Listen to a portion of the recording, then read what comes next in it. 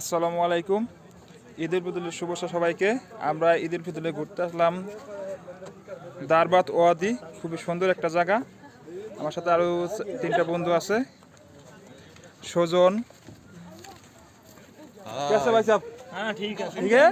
लाले में आया घूमने वाली इधर बाहर। এই যে বাবু ভাই, বাবু ভাই আমরা ঘুরতে এসে কেমন লাগলো একটু বলেন ঈদের দিনে? আলহামদুলিল্লাহ, খুব ভালো লাগলো। জায়গাটা হেভি সুন্দর।